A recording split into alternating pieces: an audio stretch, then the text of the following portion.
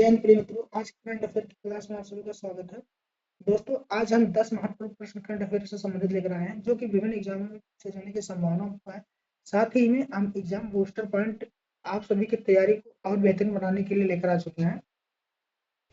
आज का पहला प्रश्न दोस्तों, हाल ही में भारतीय नौसेना के ऐतिहासिक पोत INS कॉन्डिल अपनी पहली समुद्री यात्रा पर गुजरात के पोरबंदर से किस स्थान के लिए रवाना हुआ है? Dubai, Colombo, Muscat, Oman, Jakarta. इसका सही विकल्प होगा दोस्तों option number C, Muscat. Exam booster point देखते हैं दोस्तों, ओमान की राजधानी मस्कट है। यहाँ की मुद्रा रियाल है। यहाँ की जो मुद्रा दोस्तों रियाल है और यहाँ की जो राजधानी मस्कट है। और दोस्तों, हार्मबुज जल संधि हार्मबुज जल संधि जो है ओमान और ईरान के बीच ईरान को अलग करती है। यह फारस की खाड़ी को ओमान की खाड़ी से जोड़ती है। हार्मबुज जल संधि जो है ओमान और ईरान को अलग करती है, साथ ही में फारस की खाड़ी और ओमान की खाड़ी को जोड़ती है। युद्धाभ्यास देखते हैं दोस्तों, भारत और ओमान के बीच कौन कौन से युद्धाभ्यास होते हैं, तो आइए देखते हैं। नसीम अल बहार के नौसेना का अभ्यास है, ये भारत और ओमान के बीच होता है। अल नगाह थल सेना का अभ्यास है, ये भी भारत और ओमान के बीच में होता है। मौसम प्रोजेक्ट दोस्तों किससे संबंधित? मौसम प्रोजेक्ट यह भारत सरकार की एक पहल है, जिसका उद्देश्य हिंद महासागर के देशों में प्राचीन सांस्कृतिक संबंधों को पुनर्जीवित करना है। भारतीय नौसेना दिवस कब मनाया जाता है? 4 दिसंबर को भारतीय नौसेना दिवस मनाया जाता है। 1971 में ऑपरेशन ट्राइडेंट की याद में 4 दिसंबर को नौसेना दिवस मनाया जाता है। आपको कमेंट करके बताना है कि भारतीय थल सेना दिवस कब मनाया जाता है और वायु सेना दिवस कब मनाया जाता है, ये आपको कमेंट बॉक्स में लिखना है। आज का अगला प्रश्न दोस्तों, हाल ही में किस राज्य सरकार ने छात्रों की जागरूकता बढ़ाने के लिए सभी सरकारी स्कूल में अखबार पढ़ना अनिवार्य कर दिया है? मध्य प्रदेश, उत्तर प्रदेश और राजस्थान, हरियाणा। इसका सही विकल्प हो दोस्तों option number B, Uttar Pradesh में। उत्तर प्रदेश सरकार ने आदेश दिया है कि प्रतिदिन प्रार्थना सभा के बाद छात्रों को अखबार की मुख्य हेडलाइन पढ़ाई जाए। इसका उद्देश्य बच्चों को देश दुनिया की घटनाओं को से अपडेट रखना है। आइए अब देखते हैं उत्तर प्रदेश इस विषय। उत्तर प्रदेश इस में यूपीएससी, यूपीएसआई और यूपी होमगार्ड और यूपी पुलिस जैसे एग्जाम के लिए बहुत महत्वपूर्ण है और विभिन्न एग्जाम के लिए भी अति महत्वपूर्ण है। स्कूल चलो अभियान, उत्तर प्रदेश में स्कूल चलो अभियान यह जो है श्रावस्ती उत्तर प्रदेश से शुरू हुआ था, क्योंकि वहाँ साक्षरता दर सबसे कम है। ये प्रश्न ये पूछा जाता है कि उत्तर प्रदेश में सबसे कम साक्षरता दर कहाँ पर है? तो श्रावस्ती में। ठीक है। संविधान के अनुच्छेद 21A में जो है 16 से 14 वर्ष के बच्चों के लिए अनिवार्य और मुफ्त शिक्षा है। ये देखिए पॉलिटिक्स का क्वेश्चन लेकर आए हैं, ये हमारा जीके तड़का। संविधान के अनुच्छेद 21A में 6 से 14 वर्ष के बच्चों के लिए अनिवार्य और मुफ्त शिक्षा जो है ये 26वां संविधान संशोधन 2002 के दौरान जोड़ा गया था। उत्तर प्रदेश का दिवस कब मनाया जाता है? 24 जनवरी। उत्तर प्रदेश स्थापना दिवस या उत्तर प्रदेश दिवस कब मनाया जाता है? तो 24 जनवरी को मनाया जाता है। 1950 में इसी दिन यानी 24 जनवरी को संयुक्त प्रांत का नाम बदलकर उत्तर प्रदेश रख दिया गया था। दुधवा नेशनल पार्क कहाँ स्थित है? लखीमपुर खीरी, उत्तर प्रदेश में। यूपी का राष्ट्रीय पशु क्या है? बारहसिंघा। यूपी का राष्ट्रीय पशु, ये यूपी जैसे एग्जाम में यूपी हो गया, यूपी होमगार्ड हो गया, इस सब में जो है ये क्वेश्चन पूछे जाने की अति महत्वपूर्ण संभावना है। तो जो बच्चे पुलिस, सीपीएसआई और होमगार्ड की तैयारी कर रहे हैं उनके लिए सब क्वेश्चन बहुत अति महत्वपूर्ण है। ये प्रश्न जरूर नोट कर लीजिएगा। आज का अगला प्रश्न है, हाल ही में न्यूजीलैंड के किस प्रसिद्ध ऑलराउंडर क्रिकेटर ने अंतरराष्ट्रीय क्रिकेट के सभी प्रारूपों से संन्यास लेने की घोषणा की है? केन विलियमसन, डग ब्रेसवेल, टिम साउदी, डोगन केन। इसका सही विकल्प होगा ऑप्शन नंबर बी दोस्तों, डग ब्रेसवेल। दोस्तों, खेल और भूगोल की बात हुई तो चर्चा करना लाजमी है। स्पोर्ट और जियोग्राफी जो है, न्यूजीलैंड की राजधानी क्या है? वेलिंगटन है, जो विश्व की सबसे दक्षिणतम राजधानी, इसलिए बहुत इंपॉर्टेंट। विश्व की सबसे दक्षिणतम राजधानी कौन सी? तो न्यूजीलैंड की राजधानी वेलिंगटन है। कुक जल संधि यह न्यूजीलैंड के उत्तरी महाद्वीप और दक्षिणी महाद्वीप को अलग करती है। कुक जल संधि न्यूजीलैंड के उत्तरी द्वीप और और दक्षिणी द्वीप को अलग करती है। आईसीसी का मुख्यालय कहाँ पर है? दुबई में। दुबई को संयुक्त अरब अमीरात के नाम से जाना जाता है, ठीक है। और अगला प्रश्न है, क्रिकेट वर्ल्ड कप 2023 विजेता ऑस्ट्रेलिया है। क्रिकेट वर्ल्ड कप 2023 का विजेता जो है ऑस्ट्रेलिया, उप विजेता भी पूछा जाता है किसी न किसी एग्जाम में, तो भारत है। कीवी क्या है? कीवी जो है, कीवी एक पंछी है जो न्यूजीलैंड की राष्ट्रीय पक्षी है, या उड़ नहीं सकती है। ये देखते होंगे आप लोग की जो पर्वतीय क्षेत्र बर्फ वाले एरिया में पाए जाते हैं सब पंछी। प्रश्न नंबर 4, रक्षा अनुसंधान एवं विकास संस्थान ने डीआरडीओ ने हाल ही में किस परमाणु पनडुब्बी के K4 बैलिस्टिक मिसाइल का सफल परीक्षण किया है? आईएनएस अरिहंत, आईएनएस बेला, आईएनएस अरिघाट, आईएनएस वागीर। इसका सही विकल्प ऑप्शन नंबर सी दोस्तों, आईएनएस अरिघाट। डीआरडीओ ने भारत की दूसरी परमाणु पनडुब्बी आईएनएस अरिघाट से 3500 किलोमीटर की मारक क्षमता वाली K4 मिसाइल का सफल परीक्षण किया है। यह जल, थल, नभ तीनों में परमाणु हमला करने की भारत की क्षमता को मजबूत करता है। दोस्तों, डीआरडीओ की बात हुई तो रक्षा प्रौद्योगिकी की बात करना जरूरी है। डिफेंस टेक से क्या क्या क्वेश्चन बन सकते हैं? देखिए दोस्तों, टेक और डिफेंस ये सब क्वेश्चन जो है होमगार्ड जैसे एग्जाम में या यूपी पुलिस यूपीएसआई में सब प्रश्न पूछे जाते हैं। डीआरडीओ की स्थापना स्ट्रेटेजी की भी आप सबकी कवर होती रहेगी। डीआरडीओ की स्थापना 1 जनवरी 1958 को हुआ था। डीआरडीओ की स्थापना कब हुई थी? 1 जनवरी 1958 को। इसका वर्तमान अध्यक्ष कौन है? इसका नाम आप सब कमेंट बॉक्स में जरूर बताइएगा, इसीलिए इसको हमने नहीं लिखा। अभी जल्द ही करंट अफेयर जो बच्चे पढ़ते होंगे पहले उनको पता होगा, अभी जल्द ही उनका बदला गया है। तो ये सब आपको कमेंट बॉक्स में करना है। क्या क्या करना है एक बार फिर से सुन लीजिए। थल जो नौसेना का हमने बताया, आपको वायुसेना दिवस बताना है, थल सेना दिवस बताना है, और डीआरडीओ के वर्तमान अध्यक्ष कौन है ये कमेंट करके आपको बताना होगा। मिसाइल मैन ऑफ इंडिया किसे कहा जाता है? डॉक्टर एपीजे अब्दुल कलाम को। डॉक्टर एपीजे अब्दुल कलाम को। व्हीलर द्वीप, व्हीलर द्वीप कहाँ पे स्थित है? उड़ीसा में। अब इसका नाम एपीजे अब्दुल कलाम द्वीप कर दिया गया, जहां से मिसाइल टेस्ट होते हैं। मिसाइल टेस्ट कहाँ से होते हैं?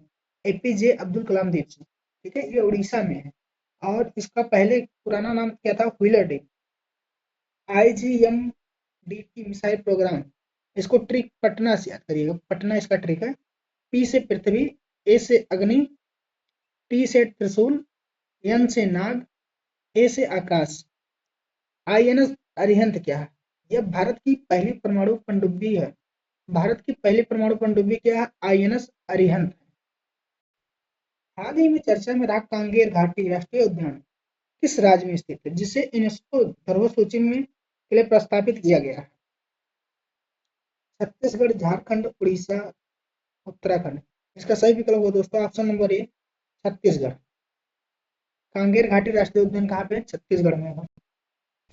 छत्तीसगढ़ के में स्थित जो है कांगेर घाटी अपनी जैव विविधता और चूना पत्थर की गुफाओं के लिए प्रसिद्ध है। यूनेस्को वर्ल्ड हेरिटेज साइट का दर्जा दिलाने की जो है प्रोसेस जारी है इसमें जो है। पर्यावरण और भूगोल से संबंधित क्या क्या प्रश्न बन सकते हैं? पर्यावरण और भूगोल से संबंधित गवर्नमेंट इन्वायरमेंट जीके। छत्तीसगढ़ का उपनाम क्या है? भारत का धान का कटोरा यानी राइस बाउल किसे कहा जाता है? भारत के किस राज्य को धान का कटोरा कहा जाता है? छत्तीसगढ़ को। इंद्रावती नेशनल पार्क छत्तीसगढ़ में स्थित है। इसे जंगली भैंसों के लिए जाना जाता है, ठीक है। यूनेस्को का मुख्यालय कहाँ है? तो पेरिस फ्रांस में। कहाँ पे है यूनेस्को का मुख्यालय? पेरिस फ्रांस में।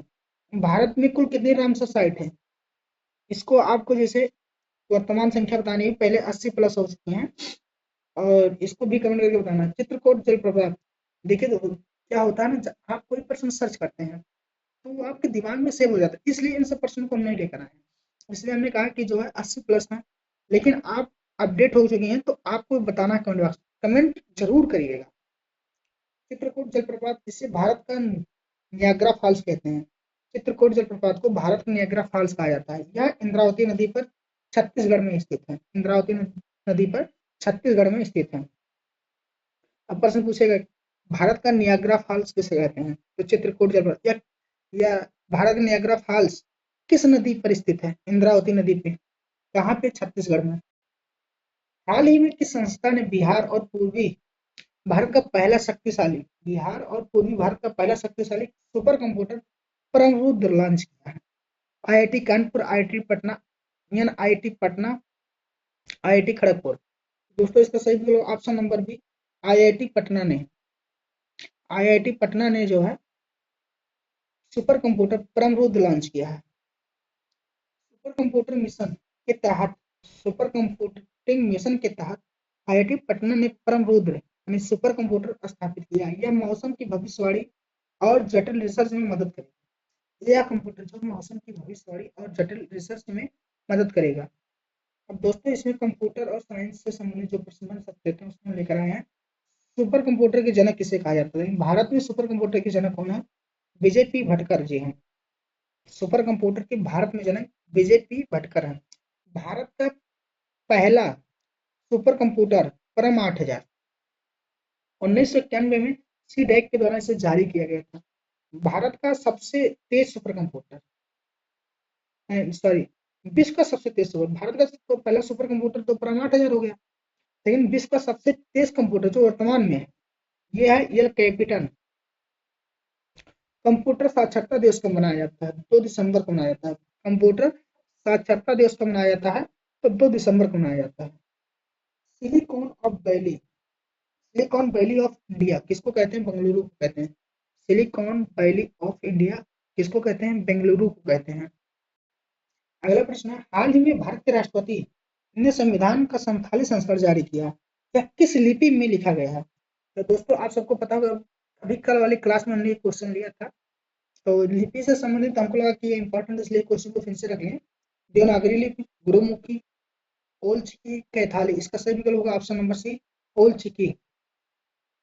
राष्ट्रपति द्रौपदी मुर्मू ने नई दिल्ली में संविधान का संथाली भाषा का अनुवाद में जो संथाली अनुवाद में जारी किया। संथाली भाषा में ओल चिकी लिपि में लिखी जाती है। यह कदम आदिवासी भाषाओं को सम्मान देने के लिए उठाया गया।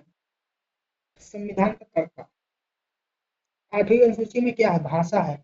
इसमें कुल 22 भाषाओं का उल्लेख है। ठीक है, पहले कितनी भाषाएं थी? पहले 14 भाषाएं थी। मूल 8वीं अनुसूची में पहले कुल कितनी भाषाएं थी? तो मूल 14 भाषाएं थी और वर्तमान में कुल कितनी भाषाएं हैं? तो 22 भाषाएं हैं। 92वें संविधान संशोधन 2003 के द्वारा इसमें 4 भाषाएं जोड़ी गई, जिसमें बोडो, डोगरी, मैथिली, संथाली। अल्टी को बता दें बोडो मास है। मूल संविधान में कितनी भाषाएं थी? 14। संविधान दिवस कब मनाया जाता है? 26 नवंबर को। संविधान दिवस कब मनाया जाता है? 26 नवंबर को संविधान दिवस मनाया जाता है। संथाली विद्रोह क्या है? ये क्वेश्चन बहुत इंपॉर्टेंट दोस्तों, इसको जरूर याद रख लीजिएगा। संथाली विद्रोह 1855-56 में हुआ था। यह जो है इसके नेता सिद्धू और कान्हू हैं। सिद्धू और कान्हू इसके नेता थे। प्रधानमंत्री ग्राम सड़क योजना ने दिसंबर 2025 में अपने कितने वर्ष पूरे किए? 20 वर्ष, 25 वर्ष, 15 वर्ष और 30 वर्ष। इसका सही विकल्प ऑप्शन नंबर बी होगा दोस्तों। इन्होंने 20 वर्ष पूरा हो गया है। प्रधानमंत्री ग्राम सड़क योजना 25 दिसंबर 2000 को पूर्व प्रधानमंत्री अटल बिहारी वाजपेयी जी ने गांव को पक्की सड़कों को जोड़ने के लिए यह योजना शुरू की थी। इसने 2025 में अपने 25 वर्ष पूरे कर लिए हैं। दोस्तों महत्वपूर्ण योजना पूछे जाते हैं उनको देखते हैं। मनरेगा जो कि अभी भी हाल में चर्चा में है, तो इसका नाम बदले जाने से लेकर विवाद हुआ था, इसलिए हम बात नहीं करेंगे। अभी संविधान में संशोधन हो गया, जो कुछ होगा उसके बारे में चर्चा किया जाएगा। मनरेगा जो 2005 का अधिनियम था और इसे लागू कब किया गया था? 2006 में। मनरेगा जो है इसको पहले नरेगा के नाम से जाना जाता था, तो यह अधिनियम 2005 का है। इसे 2006 में लागू किया गया था और 2009 में इसका नाम नरेगा से बदलकर मनरेगा हुआ था। स्वर्णिम चतुर्भुज योजना बहुत इंपॉर्टेंट। स्वर्णिम चतुर्भुज योजना इंपॉर्टेंट है। 4 महानगरों से जोड़ने वाली एक सड़क है, जैसे दिल्ली, मुंबई, चेन्नई और कोलकाता से जोड़ने वाली एक सड़क योजना है। इसमें ये जैसे यहाँ पे दिल्ली हो गया, ये मुंबई हो गया, सॉरी फिर से बताते हैं एक मिनट। यहाँ पे ये दिल्ली हो गया और ये मुंबई हो गया, ये कोलकाता हो गया और ये चेन्नई हो गया। तो ये सड़क यहाँ से यहाँ, यहाँ से यहाँ यहाँ से यहाँ, यहाँ से चारों तरफ से सड़क जो बनी है, तो इसी को सुड़ंग चतुर्भुज योजना कहते हैं। ठीक है। NHI, नेशनल हाईवे अथॉरिटी की स्थापना कब हुई थी? 1988 में। सड़क परिवहन मंत्री कौन है? नितिन गडकरी। सड़क परिवहन मंत्री कौन है? नितिन गडकरी है। प्रधानमंत्री आवास योजना कब शुरू हुआ था? 2015 में शुरू हुई। प्रधानमंत्री आवास योजना कब शुरू हुआ था? तो 2015 में शुरू हुआ था। पुरातत्वविदों को हाल ही में किस स्थान पर 2000 वर्ष बौद्ध स्थल मिला है? पुरातत्वविदों को हाल ही में किस स्थान पे 2000 वर्ष पुराना बौद्ध स्थल मिला? लद्दाख, जैनपुरा, तवांग, सारनाथ। इसका सही विकल्प होगा option number B, Jehanpura, Jammu Kashmir में। तो इतना याद रखिए, जम्मू कश्मीर में मिला है बौद्ध स्थल। जम्मू कश्मीर के जैनपुरा में खुदाई के दौरान कुषाण काल के बौद्ध स्तूप और मिट्टी के बर्तन मिले हैं। यह बताता है कि कश्मीर बौद्ध धर्म का एक बड़ा केंद्र था। आइए दोस्तों, अब इतिहास का तड़का लगाते हैं, जो कि कश्मीर या जम्मू कश्मीर से संबंधित जो महत्वपूर्ण चौथी बौद्ध संगीति कहाँ हुई थी? कुंडलवन कश्मीर में, यानी जम्मू कश्मीर कुंडलवन कश्मीर में हुआ था। इसके अध्यक्ष थे वसुमित्र और राजा उस समय कौन थे? कनिष्क थे। बौद्ध धर्म का विभाजन इसी संगीति में हीनयान और महायान में बटा था। बौद्ध धर्म में पूछा जाता है कि बौद्ध धर्म का विभाजन कितने कितने विभागों में हुआ? तो 2 भागों में हुआ था, एक हीनयान, एक महायान। हीनयान और महायान का जो विभाजन हुआ था चौथी बौद्ध संगीति कुंडल कश्मीर में हुआ था। इसके अध्यक्ष वसुमित्र थे, राजा कनिष्क। राग तरंगड़ी पुस्तक, ये बहुत इंपॉर्टेंट क्वेश्चन है। राग तरंगड़ी पुस्तक, इसके लेखक कल्हड़ हैं, ये तो याद कर लीजिएगा। इसमें कश्मीर का इतिहास लिखा गया है। इसमें क्या लिखा है? कश्मीर का इतिहास लिखा गया है। किस पुस्तक में? राग तरंगी पुस्तक में। इसके लेखक कल्हड़ हैं। बुर्ज होम, यह कश्मीर में स्थित नौपसाड़ स्थल है जहाँ गर्म आवास मिले हैं। हाल ही में पूर्व प्रधानमंत्री अटल बिहारी वाजपेयी की स्मृति में राष्ट्र प्रेरणा स्थल का उद्घाटन कहाँ किया गया? तो दोस्तों इनका जो है सॉरी, हाल ही में पूर्व प्रधानमंत्री अटल बिहारी वाजपेयी की स्मृति में राष्ट्र प्रेरणा स्थल का उद्घाटन कहाँ किया गया? ग्वालियर, नई दिल्ली, लखनऊ, भोपाल। सही विकल्प ऑप्शन नंबर सी, लखनऊ में। 25 दिसंबर को सुशासन दिवस के मौके पर लखनऊ में प्रेरणा स्थल का उद्घाटन किया गया। लखनऊ अटल जी की कर्मभूमि रही है, और लखनऊ जो है अटल जी की कर्मभूमि रही है। आइए उत्तर प्रदेश और अटल जी से संबंधित जी फैक्ट देखते हैं। सुशासन दिवस कब मनाया जाता है? 25 दिसंबर। अटल जी को भारत रत्न कब दिया गया? 2015 में। और किसको 2015 में इनके साथ दिया गया था? तो मदन मोहन मालवीय जी को भी भारत रत्न 2015 में दिया गया था। लखनऊ में किस नदी किनारे स्थित है? गोमती नदी के किनारे स्थित है। सिडबी का मुख्यालय कहाँ है? सिडबी बैंक जो है इसका मुख्यालय लखनऊ में। पाड़ा इमामबाड़ा, इसका ये जो है लखनऊ में स्थित है। इसे अशफाक उद्दौला ने बनवाया था। अगला प्रश्न है, हाल ही में किस देश ने अफ्रीकी क्षेत्र सोमालीलैंड को एक संयुक्त राष्ट्र के रूप में मान्यता देने का संकेत दिया? अमेरिका, इजराइल, चीन, रूस। सही विकल्प ऑप्शन नंबर बी, इजराइल है। वर्ल्ड ज्योग्राफी देखते हैं। हॉर्न ऑफ अफ्रीका किसे कहते हैं? हॉर्न ऑफ अफ्रीका किसे कहते हैं? इसमें 4 देश आते हैं, सोमालिया, इथोपिया, इरिट्रिया और जिम्बूटी। ठीक है। इजराइल के संसद का नाम क्या है? नेसेट। नेसेट इजराइल के संसद का नाम। लाल सागर और भूमध्य सागर को कौन जोड़ता है? सुएज नहर जोड़ती है। ये क्वेश्चन बहुत महत्वपूर्ण है। लाल सागर और भूमध्य सागर को कौन सी नहर जोड़ती है? तो सुएज नहर जोड़ती है। बाब अल मंदब जल संधि, इसे आंसुओं का द्वार कहा जाता है। बाब अल मंदब जल संधि को इसे आंसुओं का द्वार कहा जाता है। यह लाल सागर को अदान की खाड़ी से जोड़ती है। हाल ही में चीन का कौन सा अंतरिक्ष यान हाल ही में चीन का कौन सा अंतरिक्ष यान जो है अंतरिक्ष मलबे से टकराकर क्षतिग्रस्त हो गया है? दोस्तों इसका सही विकल्प होगा ऑप्शन नंबर बी, छेजांग 20। क्योंकि चाइना का नाम अजीब होता है, कौन पढ़ पाएगा? छेजांग 20, ये जो एक अंतरिक्ष यान था जो कि अंतरिक्ष मलबे से टकराकर क्षतिग्रस्त हो गया है। चीन के मानव युक्त मिशन चेंगझांग 20 के सोलर पैनल से अंतरिक्ष का कचरा जो है टकरा गया, जिससे उसे नुकसान पहुंचाया। यह अंतरिक्ष की बढ़ती भीड़ का समस्या को दिखाती है। मतलब अंतरिक्ष में जो तमाम प्रकार के परीक्षण हो रहे हैं, तो जो जाते हैं सब ना मिसाइल, तो सब उसी में रह जाते हैं, तो सब कचरा बन जाते हैं। तो ये कचरा जो है, यही कचरा सोलर पैनल, इसके जो संज्ञाओं के सोलर पैनल से टकरा गया, जिससे दिक्कत हो गई। अंतरिक्ष विज्ञान CNSA, यह चीन की स्पेस एजेंसी का नाम है। इसरो भारत का है, नासा अमेरिका का, ठीक है। तीन योगोंग, यह चीन का अपना अंतरिक्ष स्टेशन है। केसलर सिंड्रोम, या अंतरिक्ष में केसलर सिंड्रोम क्या है, ये देखते हैं, बहुत जरूरी है। यह अंतरिक्ष में बहुत ज्यादा कचरा जमा होने की स्थिति को कहते हैं। अंतरिक्ष में बहुत ज्यादा कचरा जमा होने की स्थिति को केसलर सिंड्रोम कहते हैं, जिससे सैटेलाइट आपस में टकराने लगते हैं। इसरो के अध्यक्ष कौन है, तो ये सोमनाथन नाथन सॉरी एम सोमनाथ, इसरो के अध्यक्ष S Somnath. Chandrayaan 3 landing point, Chandrayaan 3 का लैंडिंग पॉइंट का नाम क्या है, शिव शक्ति पॉइंट, ठीक है। दोस्तों उम्मीद करते हैं कि वीडियो आप सभी को अच्छी लगी होगी, और अपने हिसाब से हमने जितना कोशिश किया जीके फैक्ट लाने के लिए लाए हैं। तो दोस्तों हो सकता है कि अभी हमने स्टार्टिंग फेज है हमारा, तो आप सपोर्ट बनाए रखिएगा। हो सकता है कि हमको बोलने में या कुछ शब्द मिस्टेक हो जाता हो, तो उसके लिए क्षमा चाहता हूँ। वीडियो कैसी लगी हो कमेंट करके जरूर बताइएगा, और हाँ, जिन प्रश्नों का हमने उत्तर पूछा है उसको कमेंट बॉक्स में जरूर कर दीजिए, क्योंकि अब जो प्रश्न गूगल या कहीं से, जैसे करंट अफेयर कोई बुक हो गई, तो वहाँ से आप देख के जब वो प्रश्न बताते हैं, तो उससे क्या होता है, वो प्रश्न आपको हमेशा के लिए याद हो जाता है।